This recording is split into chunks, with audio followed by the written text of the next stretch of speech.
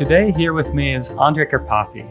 Andrej is the Director of Artificial Intelligence and Autopilot Vision at Tesla. He's one of the world's leading visionaries in deep learning and computer vision. Ever since his PhD days at Stanford, back when deep learning was just starting to emerge as a viable technology, Andrej has not only been a leading researcher, but also a leading educator. From there, he became one of the founding members of OpenAI, the AI research organization in San Francisco, initially largely funded by Elon Musk. And from there, at some point, Elon Musk then recruited Andrej to head up autopilot efforts at Tesla. Andrej, you and I used to spend so much time together. For listeners, Andrej and I used to work together at OpenAI, but we also used to see each other at all of the AI conferences, academic working groups. But now it's actually been quite a while since we've seen each other. So I'm excited to get to catch up. Not even sure when is the last time we saw each other. Maybe NeurIPS, maybe my wedding, maybe Covariant offices. Do you remember? I do. It was just before the pandemic, I think. Right before pandemic? Was it? Oh, it must have been at NeurIPS in Vancouver. Okay. Yeah, I remember the burgers we went to eat in this dive bar across the conference center. Yeah, those were the good days. And of course, I visited Covariant and saw your offices, and we had a chance to talk there. Which was a lot of fun. I hope we can host you again sometime soon. Now, I actually spent most of yesterday watching all the videos listed on your website. Absolutely brilliant what you've achieved and how you explain it there. Now, can you tell our listeners a little bit about how you went from Slovakia, age 15, to becoming Tesla's AI director? That's a quite all-encompassing question. Yeah, it's a long story. So as you mentioned, my parents decided to immigrate to Canada when I was 15. And I was not a very happy sort of person in Slovakia. I always wanted to leave. Slovakia is not an incredibly ambitious place, and I felt that I was upper bounded in terms of what I can achieve there, and so I always wanted to go to Canada, America, and do something substantial. And so when they kind of hinted that we may be able to go to Canada, I was on board instantly. And then my sister was not quite as on board, and everyone else in the family as well. But I sort of worked to convince everyone and make the move. And so we came to Canada. I started in high school. I barely spoke any English. I had to learn English. I was very good at math. Luckily, the Slovakian curriculum is quite good at math. And so I was able to sort of get into the good courses and go through high school, join University of Toronto, and kind of get into computer science and so on. It is a long story. It is a long story, but I think there are some really interesting parts to it. For example, somewhere I read that Jeff Hinton at Toronto is the one who first showed you neural networks. Yeah. So in the University of Toronto is when I first came into contact sort of with deep learning through Jeff Hinton's class. And he taught a class. And at the time, this was very, very simple primordial deep learning. So we were looking at little digits, white on black, 3, 2, 4, 1, and we're trying to recognize, those digits. And so by today's standards, these were incredibly toy problems. But I was fascinated by the way that Jeff Hinton spoke about these algorithms. He kept making analogies to the human brain, and the way he talked about the neural net, it was like in the mind of the network. And he kept using these anthropomorphic descriptions for what was going on in the algorithm. And I found that analogy fascinating. And so that's kind of what pulled me in, I would say, into the entire area. And then, I audited the class. And I also went to some of the reading groups that he hosted with his students. And that's basically when I became extremely interested in deep learning and have been in deep learning since. Now, if we jump ahead a little bit, I think the first time you really were very visible as somebody in deep learning was during your PhD days at Stanford, when you were the one who were generating a lot of the research progress and educational content. Can you say a bit more about How do you get going on that at Stanford? Yeah, so I think you're alluding to CS231N, the class that I ended up basically designing to a very large extent and then being the primary instructor for, together with Feifei. And it was really the first deep learning class at Stanford and became extremely successful. So in the first offering, it was maybe 150 students or so. And by the time I left, it was 700 or so. And so this became one of the biggest classes at Stanford. And the way it came about, I've always had a passion for teaching. And even during my master's degree at University of British Columbia, TAing different classes was always the highlight of my experience. I just love watching people learn new skills and then go out and do cool things with those skills. And I feel like it's such a large lever over, kind of impact. It's indirect, but I think it's a very large lever. And so I was really, just very passionate about teaching in general. And deep learning at the time was starting to have some of its first successes. So in 2012, we had the first convolutional neural network give a stunning performance on this ImageNet benchmark in computer vision and image classification. And a lot of people suddenly paid a lot of attention to deep learning. And I happened to be in a place where I understood the technology and I was very passionate about teaching. And Feifei approached me and she pitched me on the idea that, hey, we could start a class and actually teach people about this. And I instantly jumped at the idea. I loved it. I put my entire PhD in research on hold. It's not something you would typically want to do as a PhD student because your primary output is research. And I ended up not doing basically any research for maybe a year because I just focused on the class and its design. But I felt like it was probably more impactful than getting a paper or two out to actually do this class and do a good job of it. And so we came up with the curriculum and taught it, and it was amazing. And it was probably the highlight of my PhD. So Andrej, a lot of people already know this, but some people probably don't. You're saying this class went from 150 to 700 students from year 1 to year 2. But the reality is much bigger than that, of course. This class was put on YouTube and there were hundreds of thousands of, if not millions of people watching your lectures because it wasn't just the first Stanford class. It was the class that everybody was watching, following along because deep learning was this new thing and it was the place you would go if you wanted to understand it. You had to go to Andrej Karpathy's class. That's where everybody went. And so I think, I just want to clarify, there's more than 700 people who were active in that class. Yeah, absolutely. I did think it had a larger reach than I had anticipated at the time, of course, by a lot. People come up to me randomly in conferences and even in a coffee shop and tell me that they saw my class and they really enjoyed it. And, I've heard it many times, but it always brings the same amount of pleasure. And so I feel like that was a very good investment in time. Very proud of it. When you go and check out one of Andrej's videos, the most frequent comment is just 2 words: my hero. That's what you see, because that you opened up a whole field for so many people that was hard to access, and all of a sudden they could be part of it. Now, how would you explain that moment that triggered you teaching the class? You said ImageNet happened in 2012. What happened there? What was that all about?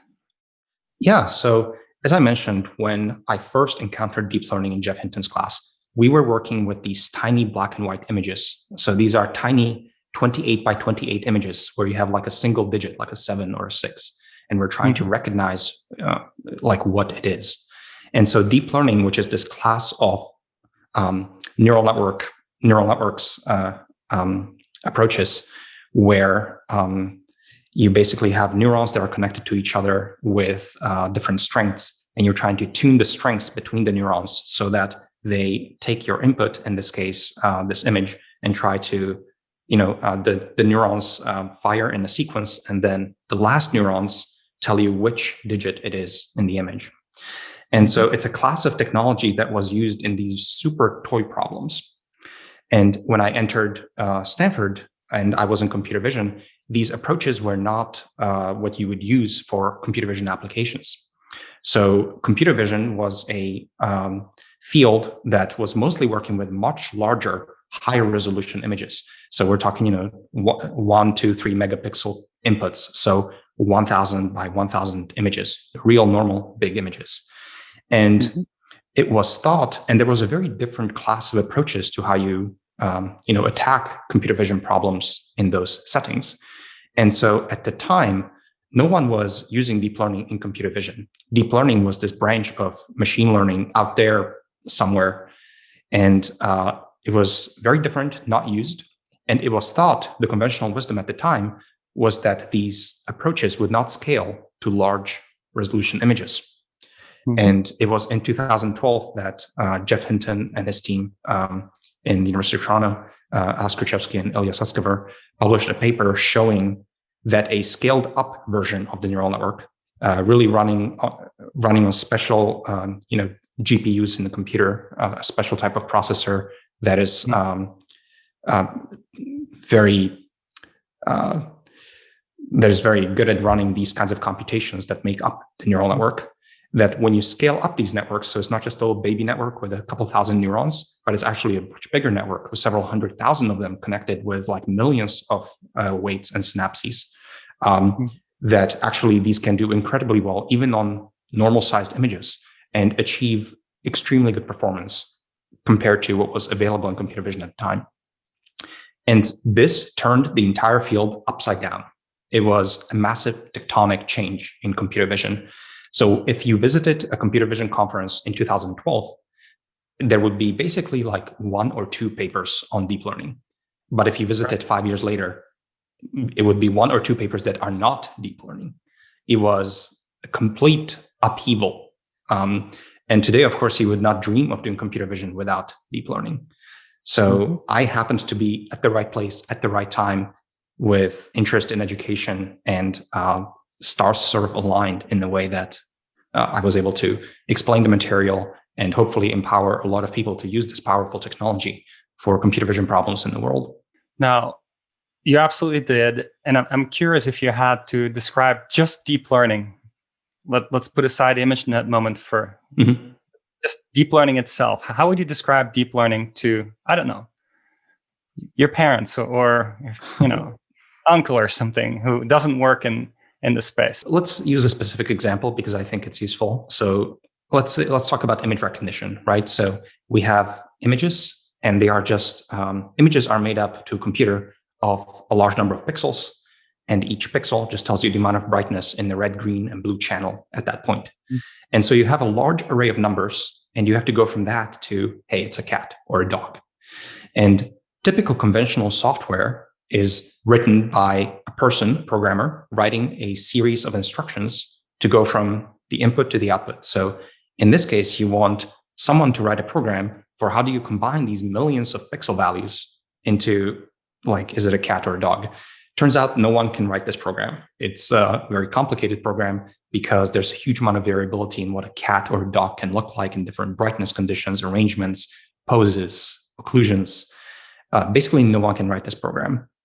So deep learning is a different class of programming, in my mind, where no one is explicitly writing the algorithm for this recognition problem. Instead, we are structuring the entire process slightly differently. So in particular, we arrange a large data set of possible images and the desired labels that should come out from the algorithm. So, hey, when you get this input, this is a cat. When you get this output, this should be a dog, and so on. So we're kind of stipulating what is the desired behavior on a high level. We're not talking about what is the algorithm. We're measuring the performance of some algorithm. And then you need some, and then roughly what we do is we lay out a neural network, which is these, it's a bunch of neurons connected to each other with some strengths. And you feed them images and they predict what's in them. And the problem now is reduced because you're just trying to find the setting of these synaptic strengths between the neurons so that the outcomes are what you want. And so as an example, the 2012 ImageNet model, which was roughly 60 million parameters. So the weights of the neural network were really 60 million knobs, and those knobs can be arbitrary values. And how do you set the 60 million weights so that the network gives you the correct predictions? And so deep learning is a way of training this neural network and finding a good setting of these 60 million numbers. And so roughly, the neural network sort of looks at the image, gives you a prediction, and then you measure the error. It's like, okay, you said this is a cat, but actually this is a dog. And then there's a mathematical procedure for tuning the strengths so that the neural network adapts itself to agree with you. And so deep learning is basically a different software programming paradigm where we specify what we want, and then we use sort of mathematics and algorithms to tune the system to give you what you want. And there's some design that goes into the neural network architecture and how do you wire everything up. But then there's also a huge amount of design and effort spent on the data sets themselves and curating them. And, because those data sets are now your constraints on the behavior that you are asking from the system. So it's a very different way of approaching problems that was not there before. Everything used to be written by a person. Now we just write the specification and we write a rough layout of the algorithm, but it's what I refer to as fill in the blanks programming, because we sort of lay out an architecture and the rough layout of the net, but there's a huge amount of blanks, which are the weights and the knobs. And those are set now during the training of this network. So that's, I think, the bird's eye view of how this is different. I like the way you explain that. And it's, of course, no coincidence that you're heading up self-driving at Tesla, and that you're one of the world-leading experts in this exact discipline of deep learning. There's got to be a strong connection there. So I want to go a little bit towards the Tesla side of things. What was the moment you decided to join Tesla? How did that come about? Yeah, so after my PhD at Stanford, I went to be a research scientist, one of the founding members at OpenAI, which is where we overlapped briefly as well. And I spent about almost 2 years at OpenAI. And by the time of 2 years at OpenAI, I have been doing research for about a decade. So my master's degree, my PhD, and then OpenAI. And so I spent about a decade reading and writing papers and working on, training neural networks, but in an academic setting mostly. And so I was definitely getting a little bit restless at that time because I felt like these algorithms are extremely powerful and can really move the needle on some very incredibly important problems in society. And I wanted to take a more active role in doing that. And so I was getting a bit restless. I was looking at different opportunities in, say, startups and things like that. And then one thing that kind of happened on the side is because OpenAI was at the time under the umbrella of Elon organizations, a few times we were interacting with people at Tesla, and I was kind of consulting a little bit for some of the problems in the autopilot. And I kind of realized that they were dealing with fundamentally a deep learning computer vision problem. And this was the fundamental constraint to whether or not this product would work. And so I was kind of like intrigued by that, but it was just a few consulting opportunities here and there. I sort of spoke to the team. But at this time, when I was getting really restless to apply this smart technology in the industry, actually Elon reached out and he asked me, "Hey, you've been like sort of consulting for the team. Do you actually want to join and lead the computer vision team and the AI team here and help get this car to drive?" And so he caught me at a very kind of correct time when I was really getting restless. And I felt like this is perfect. And I think I can do this. I think I have the skills to contribute here. This is an incredibly impactful opportunity. And I love the company. And of course, I love Elon and everything that he's doing. And so I would say that, again, sort of it was a moment where stars aligned for me. And I felt very strongly that this is the right thing to do at this time. And so I left OpenAI and I've been at Tesla for the last 4 years or so almost. So yeah, it's been some time. Yeah, I've been there for 4 years. And kind of funnily, I remember this moment where you were just about to leave OpenAI and a bunch of us are chatting about your plans and you're joking, but you're also half serious. And you're saying, Well, this is a job that on average people last 6 months, and then Elon thinks it's time for somebody else to take over. And here you are, an average 6 months leading up to when you started, and now almost 4 years, and no one inside, knock on wood, of how this is going. This is just amazing. Yeah, that's accurate. I was aware of the average tenure at Tesla, especially when you're working on very important projects very close to Elon. And so, yeah, I was very much aware of this. So when I made the transition to Tesla, for example, I did not give up my apartment in San Francisco because I was just kind of like not, really hedging my bets on what's going to happen in the next few months. But yeah, here I am 4 years later, still here. Yeah, amazing. I'm curious. If you look at the Tesla mission statement, it's about transition to renewable energy, right?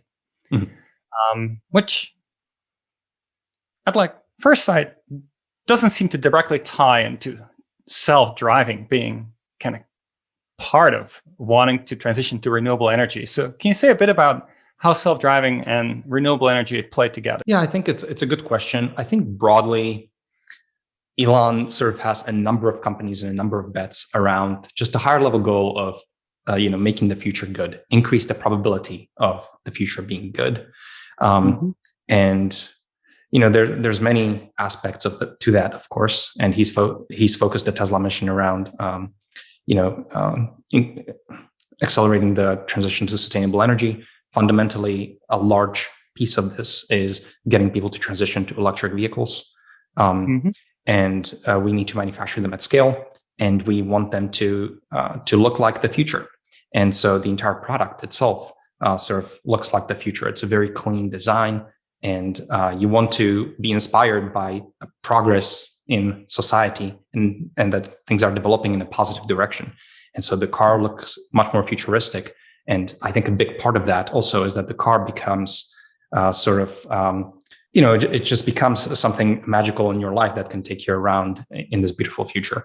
And so I think autonomy really is part of just a broader vision to this future that we want to be part of, where we are driving electric vehicles with very little footprint, and the society is sort of automated to a large extent. And there's a huge amount of problems, of course, also around transportation and putting people in the loop with the amount of accidents that they get into. And also with the fact that you don't want people to be really driving these cars because human brain is capable of so many beautiful things. So why should you solve the line following problem? That is not a good use of the brain. A bit harder than that to build it, though, isn't it? So not only is it unsafe to drive these cars, it's also just you want the brains to be doing something different. And so we have the technology to address this. So that's why, we're working on it.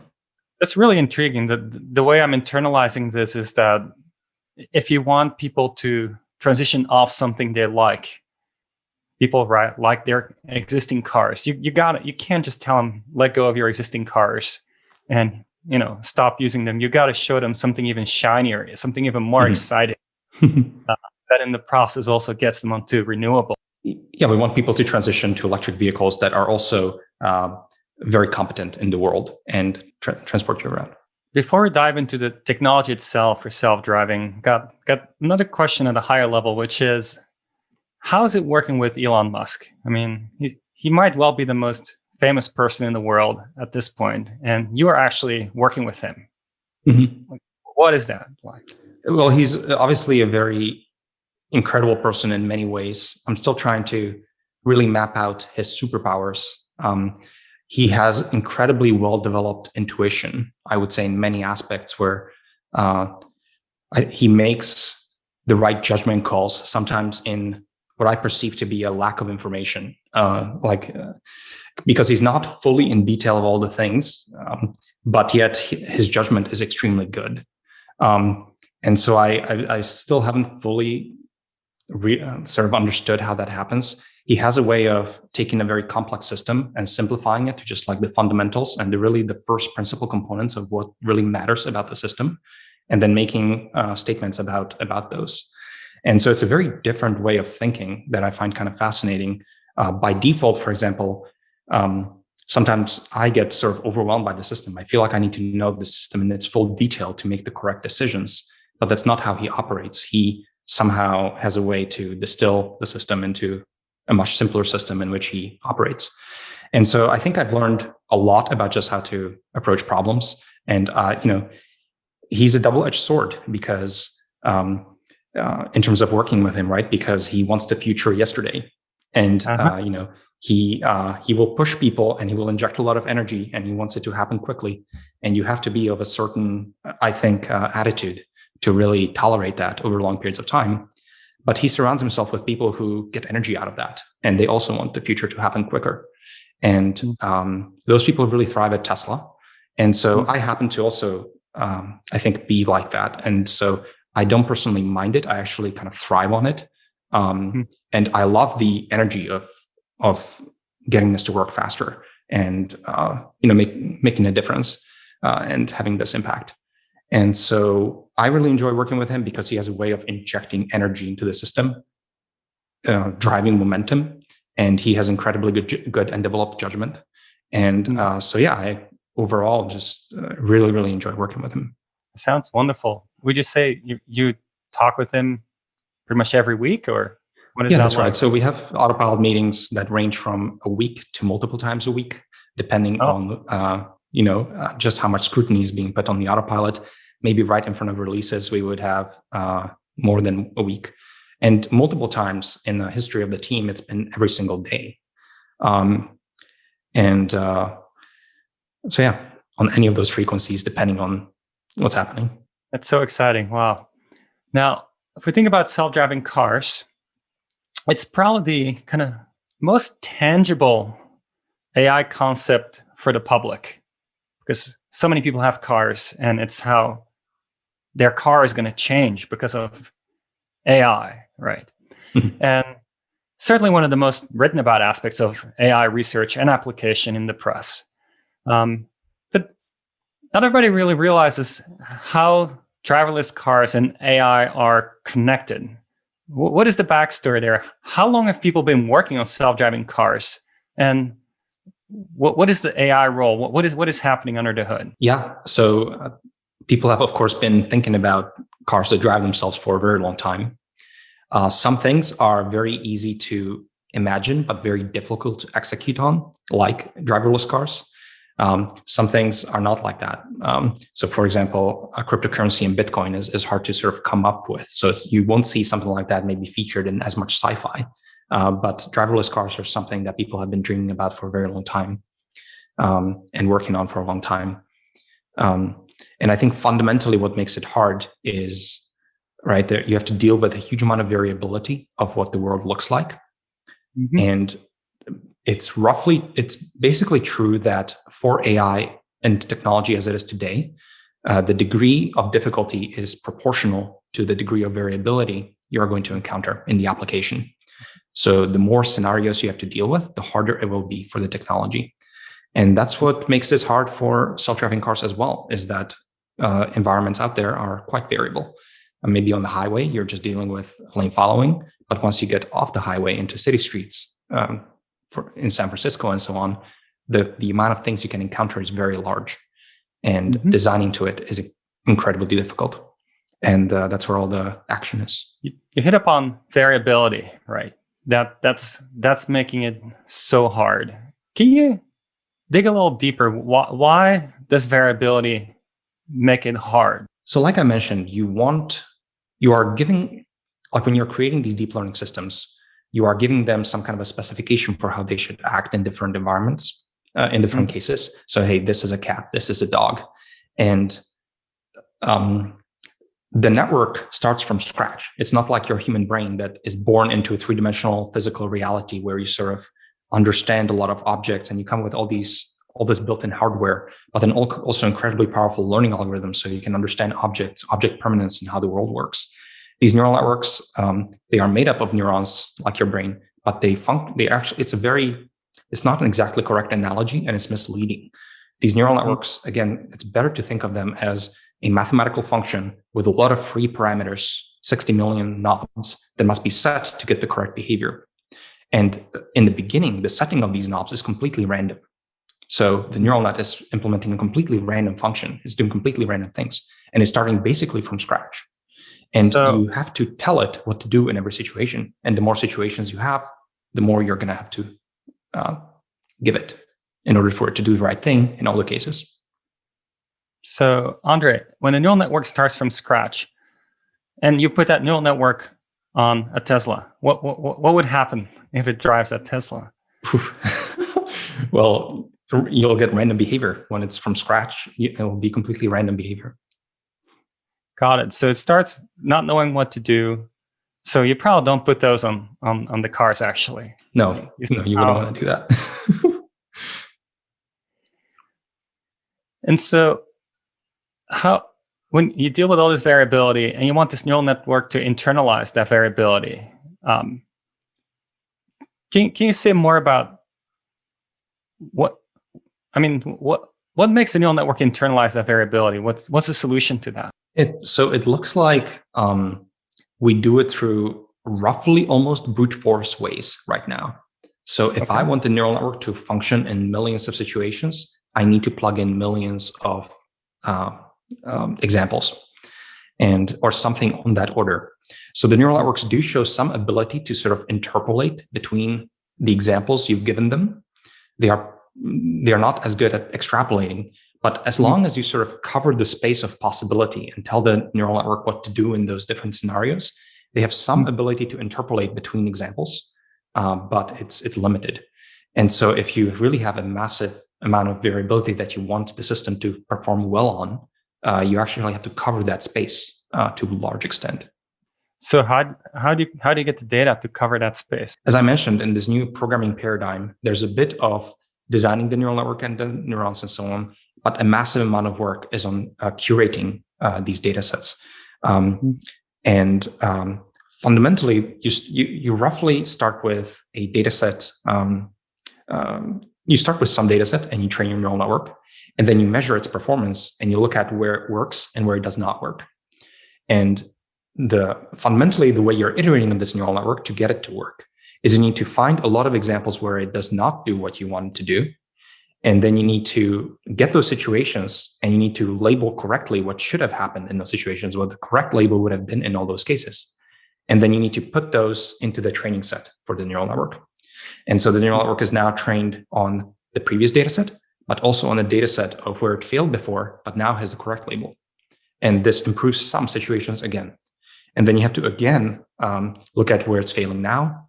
And the faster you can spin this loop of just iterating and curating your data set, the better this neural network will become.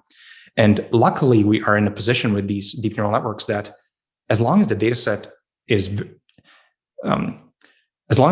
improving, there's no real upper bound on the performance of the network. If you have enough computation available for it and a large enough data set, it will find the correct sort of solution to making your labels work. So most of the engineering is on the data set, and primarily it comes from sourcing examples where you're not working yet. And sourcing examples where it's not working yet, is that when I drive my Tesla, am I sourcing those examples? How does that work? Yeah, exactly. So it's a great question. A lot of what I do, of course, at work is just curating these data sets. As I mentioned, that's where all the engineering now is. It's not people writing algorithms, it's people collecting data sets. And so, for example, there's lots of things we want to know about the scene, right? So we want to know where the lines are, where the edges are, where the traffic lights are, where the other cars are, whether or not the car door is open on the car, if the left blinker is on, a huge amount of things. So roughly we have maybe say 30 top level tasks, but a lot of those tasks have many subtasks. Like for a car, you may want to know a lot of attributes about it. What kind of a vehicle is it? Is the car door open and so on. So you end up with a huge amount of predictions that your neural network has to make about the world. And now these networks are deployed in people's cars and they're running and making predictions. And then we have to come up with lots of ways to source inaccuracies. And there's many ways by which we do that. Maybe one very simple example is if you intervene because the autopilot did not do something correct. Typically, when you intervene in a large number of cases, that has to do with an incorrect prediction from the network. So an intervention is a trigger, and we collect some of those images, and then we look at them and we look at whether or not the predictions were correct and how were they wrong. And that helps us triage, should this example go into what labeling project, and where should it end up in what data set and with what label. And that's how we sort of iterate on the system. But there's many triggers that are active at any point in time. As one more example, if you have a detection of, say, a stop sign or something like that, so you have a bounding box that the computer is putting around the stop sign. And if the stop sign detection flickers, for example, so it's there and then the network says, oh, it's not a stop sign. Oh, wait, it is a stop sign. When you see this disagreement with itself over time, that also is typically an extremely good source of data.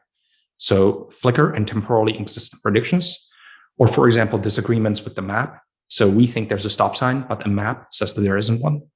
So there's lots of different ways by which we gather examples where the network is mispredicting. And for us, it's an exercise of how quickly can you enter those examples into a training set. And that's a huge portion of what the team is doing. When I try to think about the data you're feeding into the system, how much data is that? I mean, are we thinking thousands of images, millions? What magnitude are we talking about here? Yep. So we're talking about millions of images easily. It's on that order. So millions of images that are annotated with all kinds of information the neural network should extract automatically in the future from similar images. Yep. That's amazing. Now, one of the recurring themes it seems in deep learning is large data, but also large compute. Let's say you want to train the autopilot from all that data. You say, okay, I'm going to retrain it. I'm going to push all the data through the neural network and train it. How much compute does it take? How long does it take to train an autopilot?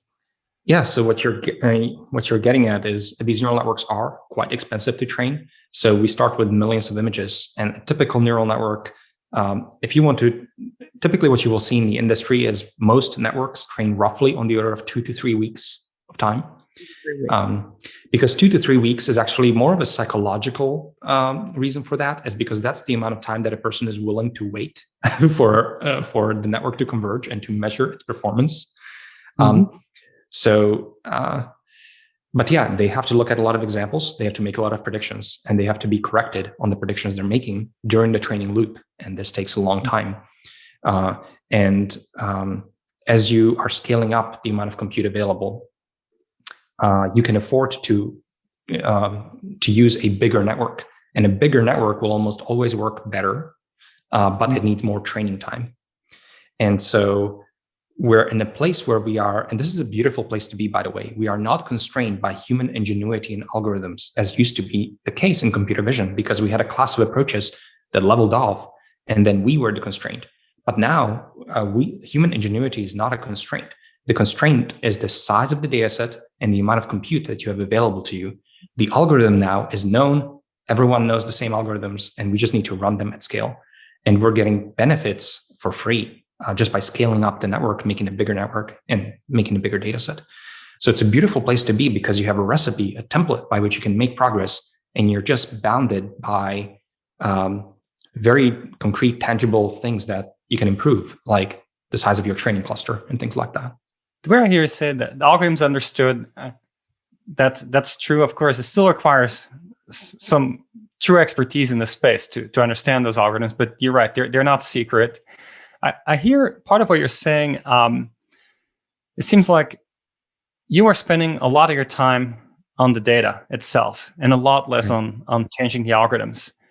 What does that look like? I imagine you have a large team that helps with the data and so forth. Like, what does that look like organizationally? Yeah, and I think, like, to your point briefly, it's a good observation that the algorithms, it's not fair to say that they're fully figured out and known. I would say it's more true in some domains than others. Like in computer vision, I think we have a class of algorithms that we're pretty happy with for the simplest image recognition problems. In many cases, for example, you're dealing with robots doing pick and place and things like that. I would say algorithms are absolutely much less known. And so different domains will have different maturity of the technology available. And I also want to say that it's not the case that we spend zero time on algorithms. It's more like we spend 25% of the time, not 100% of the time. And the only reason I typically point that out and stress that is because typically people coming from, say, academia have an expectation. So in academia, when you're working with neural networks, typically your data set is fixed because we have certain benchmarks that we're interested in driving up. So your data set is fixed, like say the ImageNet, and your task is to iterate on the algorithm and the neural network design and layout to improve the numbers. And so everyone's 100% of the time on the neural network itself, the structure, the loss function, and all the pieces of that. And data set is fixed. And my reaction to it is strong only because when you're in the industry, you will iterate a lot on the data set as well. So that's not to say that the algorithm design and modeling is not there. It's just, it's the second order effect of what you would be doing. It's sort of the second term in the equation. And as I said, it also varies per area. So I would say in robotics, it's much less certain how to lay out the problem, how you structure it, how you arrange it, what is the data set, how do you, what labels are you collecting, at what level of abstraction, huge design space, and not obvious what works yet. But I would say that's less the case in just simple image recognition. Well, I like that you expanded upon that. The thing I'm actually curious about is how this relates to this term you coined a little while ago, software 2.0, because it seems very related. Yeah, exactly. So software 2.0 was kind of like a blog post I published a few years ago. And it was just making the point that, of course, we have a lot of software that's driving large parts of society and automation in a space of information and so on. And a lot of the software right now is written by people. So, banking systems and, internet search and things like that. Everything is sort of algorithms developed by people, in principle understood and orchestrated in a certain way. And it seems to me basically that with progress in deep learning, you can sort of think of that neural network as a piece of software, but this software was not written by a person. This software was written by an optimization. And so it's kind of like a new programming paradigm that we are not directly writing the algorithm. We are programming the data sets, and the algorithm really is an outcome of this training process or this compilation, which would be sort of the equivalent in typical software. So you would take your source code and you would compile it and get a binary. So here the source code are the data sets. The compilation is the training of the neural network, and your binary is the final neural net, the weights. And to me, what's happening in society right now is that we are, well, number one, a lot of software that we couldn't have written before is now possible to write, like image recognition systems. But also a lot of software that used to be written by instruction, software 1.0 style, can now be ported over to this more powerful paradigm, to software 2.0. And the programming sort of looks different. And the reason I wrote that post is that it's a little bit of a call to arms to all the engineers, in that we've been programming in the software 1.0 paradigm for 4 or 5 decades. And we have a huge amount of infrastructure to help us program in this paradigm. So we have IDEs that help you write code. They point out bugs. They do syntax highlighting. There's a huge amount of software infrastructure we've built to help us program. But this is not yet the case in this new programming paradigm. So we have to develop completely new tools around dataset curation, monitoring, the deployment of these neural networks, the iteration, the fine-tuning. Everything that goes into programming this new paradigm is an uncharted territory. And the tools that we have to iterate on these data sets are extremely primordial, and I think can be improved a lot. And so really the post was about pointing out that this is not just some kind of a classifier in machine learning. This is actually a restructuring of how we write software. And people have to take it seriously, and we have to borrow a lot of what we've done with software 1.0 infrastructure and that helped us program. And we have to port equivalents into working with neural nets, because a lot of software will start to look like weights in a neural net. It won't be C++ or Python or whatnot. And would you say at this point, when you talk about this neural nets effectively being the program to build a self-driving car, is it just a neural net that's been trained with a lot of data, or are there still other components? Yeah. Yeah, that's a really good question. So in the car, there are both. So images enter in the beginning, right? And we have pixels of an image telling us fundamentally what's out there in the world. And then neural networks are doing some portion of the recognition. So they're telling you, hey, there's a stop sign, person, etc. But you can't just directly drive on person, stop sign, etc. You have to actually write some logic around how do you take those intermediate sort of representations and predictions, and you want to avoid the pedestrian and you want to stop at the stop sign. And so there's still a lot of software 1.0 code sitting on top of the neural net. And that code is basically reacting to the predictions so that it speeds up, slows down, turns the wheel to stay in the lane line markings and so on. What I have seen in the history of the team since I joined 4 years ago is that, and this is also why I think, is that really we've been porting a lot of the functionality from the software 1.0 land into the neural network. And so originally, the neural networks would only make predictions, for example, for a single image. And they would tell you, okay, there's a piece of a road edge. But we actually don't just have a single image. We have 8 images, right? Coming from 8 different cameras that are surround in the vehicle. So every image independently predicts little pieces of road edges and curbs, but there needs to be something above it that stitches it up into a 3-dimensional sort of bird's eye view of what's happening around the vehicle. And that was all done in software developed by people.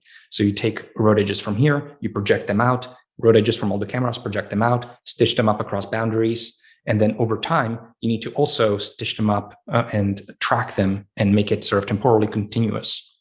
And all that was written by people. And what we've done since then is the neural network has engulfed a lot of the pieces of the engineering. So the neural networks that are in the car today will not make a prediction per image. They will make prediction directly in the bird's eye view. So they will say, okay, I've seen these 8 images, and from that I can see that the road edges are this way around the car. And also I've seen the images over time, and I've done the tracking. And having accumulated information from all those frames, here's actually what the world looks like around you. And so pieces of the software 1.0 code are being engulfed by the neural net, and it's taking on more and more responsibility in the stack. And maybe at the end of the day, this can all just be a neural net. So maybe there's a very little room for engineering. Maybe the images just come in, and what comes out is just what you really want, which is the steering and the acceleration. Easily said, hard to do, but that is the final conclusion, I would say, of this kind of a transition. And there's very little software written by people. It's just a neural net does the whole thing. Yeah, that's the holy grail, I would say. We are dropping new interviews every week, so subscribe to The Robot Brains on whichever platform you listen to your podcasts. Now, when people think about neural nets, often part of the reaction is, at least in the early days, was it's hard to understand what they do. And here you are putting a neural net as part of the decision-making system for driving people, which is, of course, a very risky thing if the autopilot makes mistakes, right? So how do you build confidence in the system? And how I imagine you have early rollouts sometimes in your own. How do you decide you're willing to try it out? So maybe directly engineered code is in charge of a lot of the stack, but I think it gives a false sense of understanding of the entire system. Because ultimately this can be hundreds of thousands of lines of code. So yes, you can analyze individual functions, but this is a very complex dynamical system. And I think you may have a false impression that you actually understand the system, even though you understand like the individual components. I would say really what it comes down to is you want a very robust process for really testing the whole and subjecting it to a huge amount of evaluation, maybe both for all the individual components, making sure that, okay, the detection itself works and all the little pieces of the neural network individually by themselves, but then also end-to-end integration tests. And you just want to test the system. And you want to do this whether or not a neural net is in charge. And you want to subject it to, say, a huge amount of simulation to make sure it's working as expected. And also, of course, through driving. And so we have a large QA team that drives the car and verifies that everything is working as well as possible. And so we have a number of mechanisms by which we test these systems. Another one that's big for us is shadow mode releases. So you can deploy the functionality, but it's not wired up to control. It's just making predictions, but it's not actually like acting. It's there just silently observing and making predictions. And then we sort of test it out without it actually driving the car. And so in some cases, you can also do that. So to me, this is just basically the idea that we understood the previous software is false. And fundamentally, you just need extremely good evaluation. Now, in those evaluations, I'm curious, has ever any of the testers or you experienced something they're really surprised by and like, wow, this car is smarter than I thought? I mean, basically every time it drives me around in the latest full self-driving beta builds, and just the emergent, sometimes, just the emergent properties of how it handles different situations. Like there's a bicyclist in an oncoming vehicle, and if you program it properly and the neural network works very well, you'll get these emergent behaviors where it does the right thing. And so I would say like every drive, I have maybe a few of those. Wow. Yeah. Yeah, that must be a real thrill. I got to imagine you still hold your hand to the steering wheel and your foot on the brake pedal just in case. Oh, absolutely. Yeah. So the current system is the full self-driving beta build that I drive around every day. And it's actually quite capable. I think people sort of understand that the autopilot is, it works quite well on the highway, and a lot of people use it. And it can keep a lane on the highway. But the latest builds that we have in the full self-driving package are quite competent, even off highway in city streets. So I was driven to get a coffee this morning and back to my house, a 20-minute drive around Palo Alto, and it was zero intervention drive. And so, and this is relatively routine for us. So it's not a perfect system, but it's really getting there. And I definitely keep my hands on the wheel because there's still, we will still do not very clever things once in a while. And so there's definitely more work to be done. Now, of course, whenever it makes a mistake, in some sense, that's high value, assuming the person takes over correctly, of course, because that gives you the most valuable data, the missing pieces of the puzzle. Yeah, that's right. So interventions are a very helpful source of data for us. And, as I mentioned, there's a lot of other ways that we can also get data where the network is misbehaving. A lot of disagreements, for example, with the human driver. Like we think there's a stop sign, we should be stopping, but the person just went. We can look at a lot of that data. And maybe half of the time it's people just running a stop sign. We see a lot of that. Half of the time it's, hey, there was a stop sign, but actually it was not for you. It was for the oncoming traffic. And the stop sign was just angled way too much. And it looked deceiving to the neural network. And so both would be coming back in this stream of data. Now, another thing that I've heard you talk about, and that just sounds really intriguing, ties into all of this, is this thing called Operation Vacation. sounds very intriguing. Who doesn't want a vacation? What is Operation Vacation? Yeah, so in the process of iterating on all these predictions in the team, we are noticing that more and more of its components can be automated. So as I described the process, you need to, your neural network makes predictions. You need to source at scale mispredictions, annotate them correctly, and put them into training set and retrain the network. That's the loop. And we're noticing that you can involve engineers less and less in that loop, and through a lot of automation. Now, it's not all the engineers that get to eventually go on a vacation once we've automated the whole thing, because there's a huge amount of, there's a large data labeling team who has to stick around, monitor the triggers, and annotate the data. But the actual software engineers who write code could, in principle, go on a vacation, having automated all the pieces of this improvement loop. So I would say it's kind of like a half-joking North Star for the team, where once these neural networks are just getting better by themselves, with a lot of people in between, but just data labelers mostly, we get to all go on a vacation, and the autopilot could, in principle, just improve automatically. Are you worried, though, that Elon might let you be on vacation for the rest of your life and not come back then? We may be able to get away with a few days. We'll see. I'm not sure. It's so interesting because it also reminds me of when you were actually visiting Cover, and you said something along the lines of the data annotation is what you spend all your time on, and the data annotation playbook is so valuable. Is the thing that generates so much value, right? Which is something that somebody in academia, of course, would never even pay attention to. But operation vacation sounds exactly like that. That the people who are still working are the ones who are working with the data, and everybody else is just on the beach, I guess. Yes. I mean, it is done half jokingly. Actually, as I described the system, there's plenty of design and engineering that can still go into the fundamentals. Like as an example, the system right now makes all these intermediate predictions, and there's still a lot of human written code on top of it.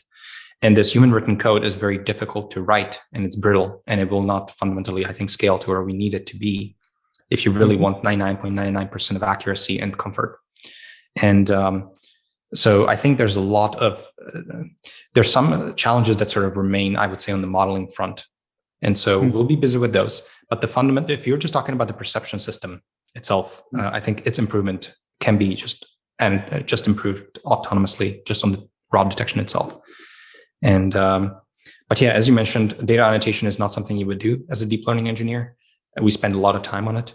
I actually have an entire data labeling org that we've grown inside Tesla, because this is so fundamental to what we do. A typical approach would be that you outsource it to third parties. We don't do that. We have a highly professional, highly trained workforce that curates our data sets. And we think that this is the right way to go, because this is just a new software programming paradigm. Again, these are our new programmers in the software 2.0 land. And so they have to, when they're annotating examples, they're telling the system how to interpret the scene, and they are quite literally programming the autopilot. So we invest quite a bit into the org, and we keep it close, and they collaborate with the engineers very closely. That's amazing. Now, when I think about data annotation, I can also, immediately the other thing I'm thinking about is self-supervised learning, which has made a lot of progress in AI in the last 2-3 years, both in computer vision and in natural language processing. But probably here, the vision part is more important. And so I'm curious about your thoughts on the role of self-supervised learning. Maybe you can first define for our listeners, what is self-supervised learning, and say a bit about what you see as the role of it. Yeah, so here's the issue with the current technology, basically, is I can get almost any arbitrary deduction to work at this point, and this is just technology, but I need tens of thousands of examples for it. So if I need to recognize fire hydrants, absolutely doable. I need 10,000 examples, 50,000 examples, and I need to do a bit of data engine to pad out the data set. And I know this will work with a neural network. This is just technology. But there's a lot of things you want to recognize. And it feels silly to have to redo this work of like, hey, 50,000 times, this is a fire hydrant from all the possible rotations and all the possible brightness conditions. It just seems so silly. And so this is where the analogy again with the human brain breaks, in that for a person, you show them a fire hydrant and they sort of get it. It's the yellow things on the side of the road. That's not how our current technology works. It needs a really good coverage of fire hydrants.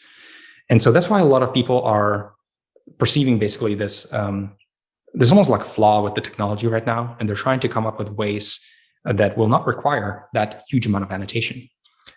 So maybe with very few examples, the neural network, just like a human network, should already sort of like know about fire hydrants. And you're just telling it, hey, that yellow thing on the side of the road is you don't need 50,000 examples. You need very, very few, because the network already sort of understood fire hydrants, and now it's just getting a label for the thing it already has a neuron for. And so it's much more efficient at the use of the data set. So Andre, when you say the network already kind of understood fire hydrants, but was never told what they are, but where does that sort of understood it already come from? Exactly. So that's where self-supervised learning is about, is how do you train on a large collection of examples that did not have to go through human annotation effort? So maybe people didn't go in and they didn't put bounding boxes around fire hydrants. Maybe it's just a huge amount of data and fire hydrants are featured in some of it. And maybe there are other objectives than explicit matching of human annotation that we can use to pre-train these networks so that they develop these representations. So there's many ways that people are trying to arrange it. As one example of many, that seems to work relatively well is, for example, you could try to predict the future. And so it's not that we don't use labeled data, it's that we are using data that is annotated for free. Because when you have a video of what happened in the world, you sort of have the future and came for free in the data stream. So you're still training the network to predict a thing, just like normal supervised learning, but you happen to have that thing for free without human effort. And so self-supervised learning is a class of approaches that try to leverage the structure of the data and try to take advantage of the free supervision that we have just in the raw data streams, instead of to sort of get the networks to arrange themselves into configurations that kind of understand the world, so that it's much more efficient per label to train anything else. Fire hydrants might not be like the best example, but as an example to predict the future, if you want, you have to actually understand the layout of the entire scene and how people and cars move and interact. And so this prediction problem forces the neural network to understand that, hey, there are cars, they move around. There are people, they move around. They avoid these areas. And so when I need to predict the future, I need to actually parse the scene to do that properly. And so, there is a class of approaches, and we have tried a number of them. I do find that in these incredibly valuable applications, just paying for the labels is often the right way to go, instead of paying researchers. But I think I basically kind of agree with that.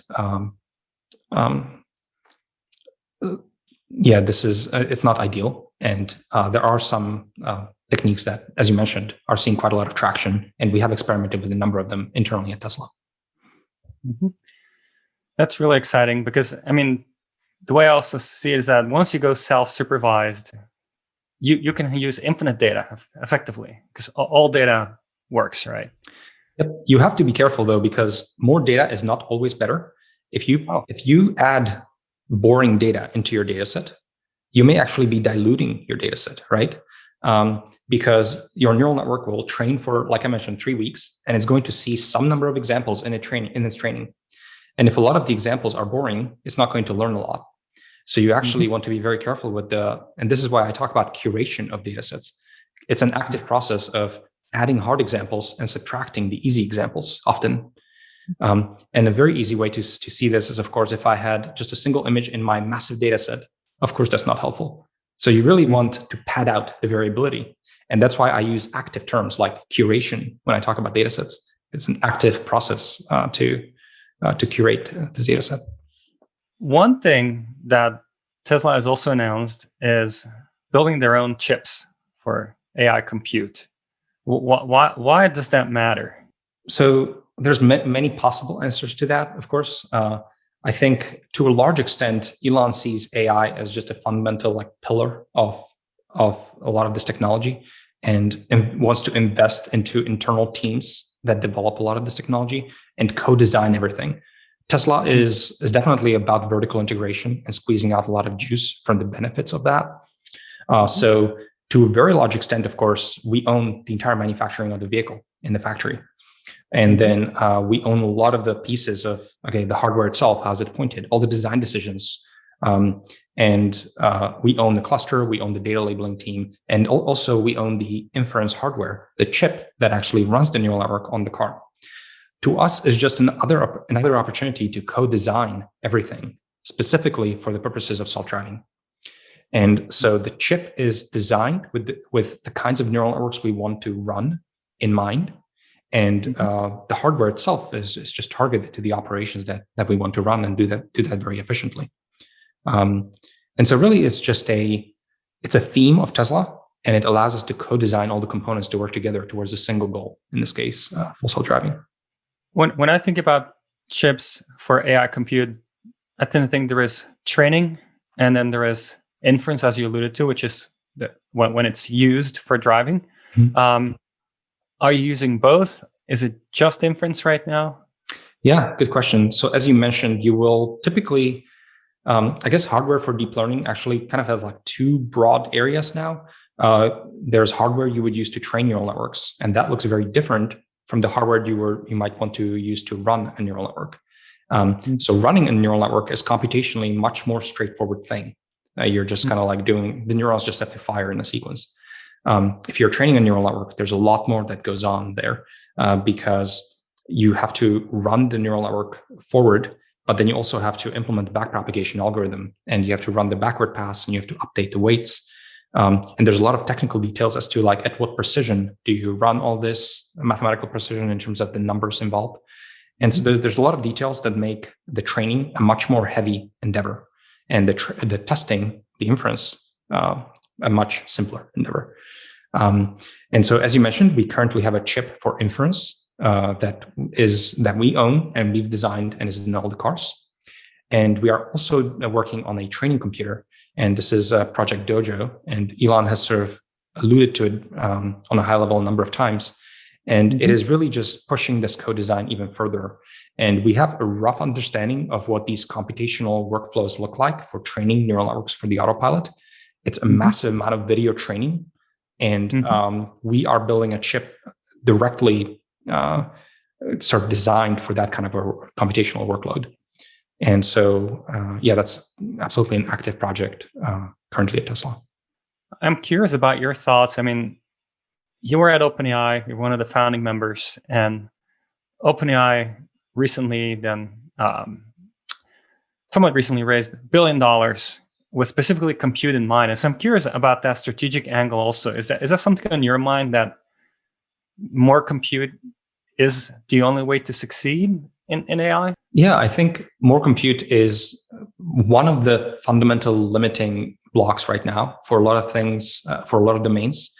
OpenAI is right now focused on, for example, natural language processing, for example, with their most recent work on GPT. So what they're doing there is it's a language modeling task where the neural network is generating language, text. And so you can feed it text and it will continue text, or you can ask it to produce text with certain properties, or it will answer your questions, or it will talk to you. And so what's happening there is the algorithms, again, in this setting are actually quite well known and understood. As you mentioned, the neural network takes the form of this transformer. You're training it in a very kind of standard regime with backpropagation, stochastic gradient, and so on. So that's understood. So the algorithms are not the bottleneck for them. The data set is also not a bottleneck for that class of problems, because we have the internet with huge amount of text. So in that regime, also, you are not upper bounded by data sets, but you are upper bounded by the compute available to you, which really restricts the size of the model that you can actually use. And like I said, in deep learning, we are blessed with algorithms that seem to continue to work better and better as you just make them bigger. You're literally just adding neurons into the system and it works better. And so OpenAI is primarily gated by compute in this setting. If they could train a bigger network, it would work better. And that's not the way it used to be in AI. We used to be bottlenecked by algorithms. And so what a beautiful place to be. If they could just run a bigger network, it would work much better, and the results would be even more magical. And is that true for Tesla also? Is that just Yes, I would say so. And neural networks have this property in general that, if you make them bigger, they will almost always work better. And in the limit, you can, for example, use, this is slightly more technical, but you could use model ensembles, you could use dropout, and a lot of techniques to basically make sure that these models work better when you scale them up. And so we are also limited by compute to a large extent, and we have to be very creative in how we squeeze out all the juice from all the flops that we have available on the car. And so that's the case also on the car, but also during training for us, right? So you want to train as big of a network as possible. And for us also, you have to consider the data set, and to whatever extent that is a bottleneck, and the algorithms and the models, and to whatever extent that is a bottleneck. And so for us, for example, we do a lot of manual labeling, but we are also looking into ways that you can train on data without having to label with a human. Or you can use sensors, expensive sensors, to annotate your data. And so maybe you have a few cars that drive around with, say, radars or lidars or any other sensing suite you want that gives you extra information about the scene. And that can function as annotation for computer vision.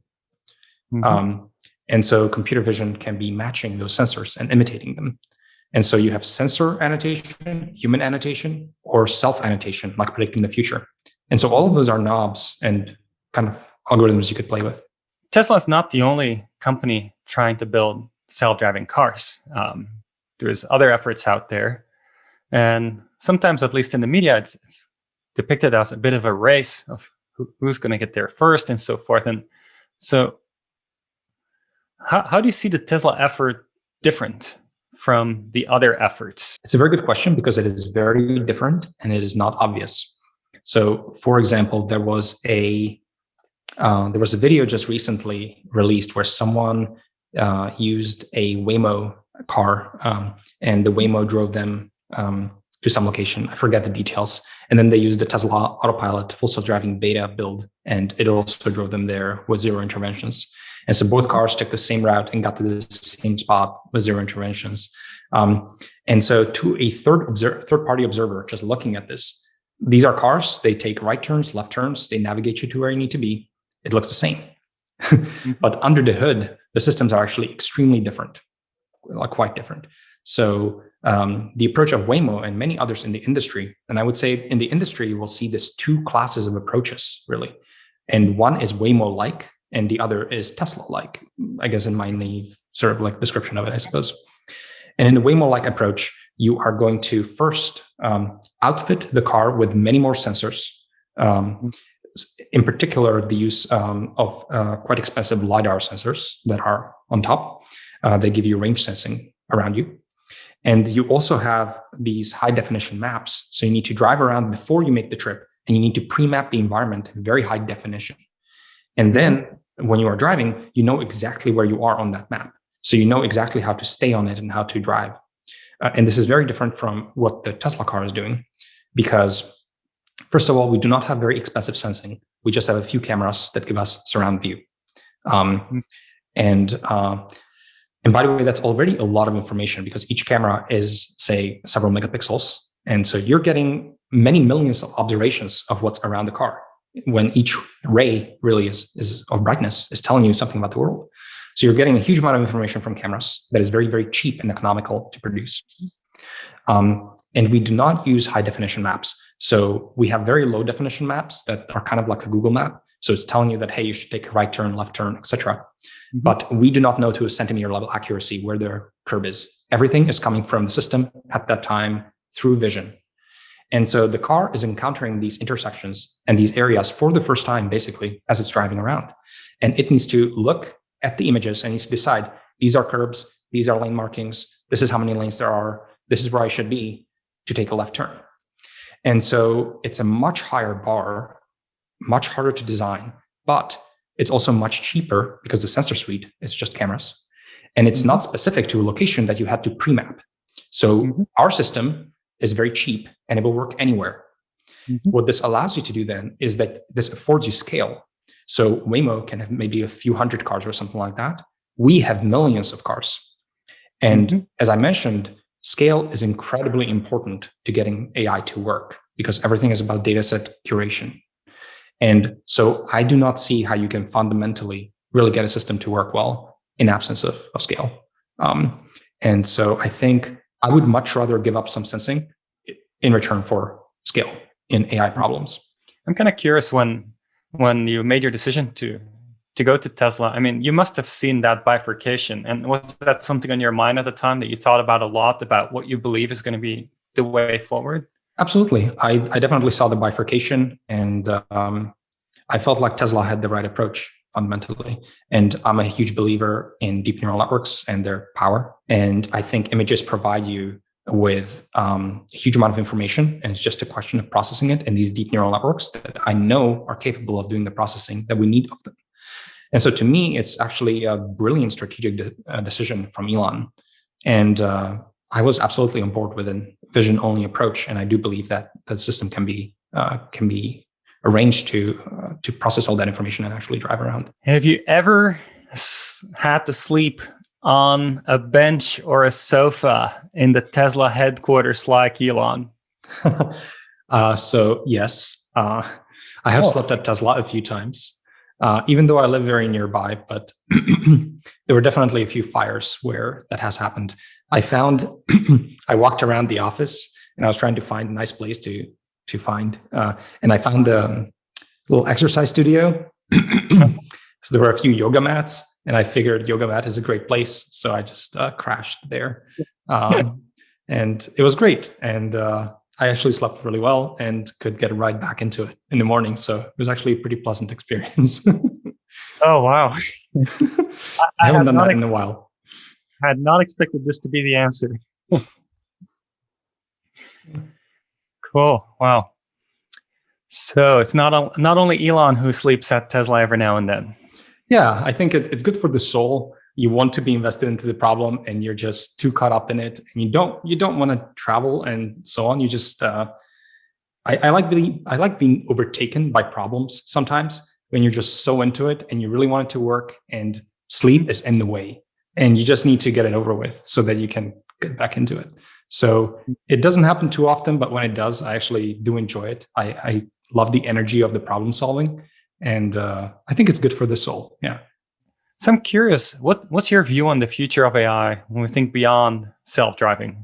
What are the big things on the horizon for us? I think, first of all, wow, the progress is incredibly fast. When you're zoomed into the day-to-day and the different papers that are coming out on the scale of a week, maybe sometimes it can feel slightly slow.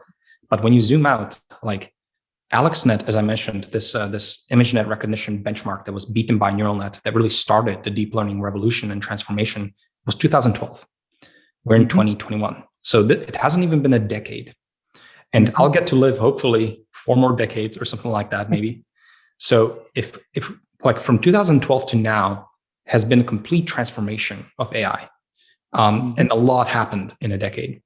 And so if I'm going to witness something on those orders of magnitude in the next 4 years, it's really mind-boggling to extrapolate. And fundamentally, we have these algorithms that seem to be only upper bounded by the data and the compute. And we're going to get more compute. And we are specializing all of our hardware to neural networks. And all of that is ongoing. Our current processors actually are not very specialized for running neural nets. And there's a lot of low-hanging fruit there. And also the size of the field has grown. And so there's a lot more brain power going into improving everything. And so there's this exponential return on all of this investment in hardware and software. And so you shouldn't expect linear improvements. You should actually expect some kind of an exponential improvements. So it gets even more mind-boggling. Mm-hmm. And so I think in the short term, we're absolutely going to see much more automation, be it self-driving cars or drones or warehouses and so on. That's very easy to predict. And but I think on the long term, that's where it starts to get kind of even more dicey, because I joined OpenAI. OpenAI is basically a AGI project, artificial general intelligence. So the idea is we're trying to develop fundamentally a artificial brain that thinks and wants and acts and functions like a human being. Mm-hmm. So I would say next to a visual cortex, we sort of have a check mark, like that part of the brain we sort of maybe understand the principles of, but we certainly haven't understood the entire brain and how decision making is done and so on. But I think we are, with robotics and so on, we are probably going to make a massive dent into that over the next decade or 2 or 3. And I think we're probably going to see some very exciting things come from AI, because the technology is not really upper bounded in any real way. And it's mildly concerning, but kind of exciting. So I think we'll see what happens. Andrej, it's been absolutely wonderful having you on. Learned so much. Thank you. Now, if anyone listening is like me and would like to keep learning from Andrej, I highly recommend viewing and reading all the material on Andrej's webpage, karpathy.ai. This includes his talk at Tesla Autonomy Day, where he's on stage together with Elon Musk. And I highly recommend following Andrej on Twitter, where he very generously shares his latest insights on AI with the world. And on Twitter, that's @Karpathy.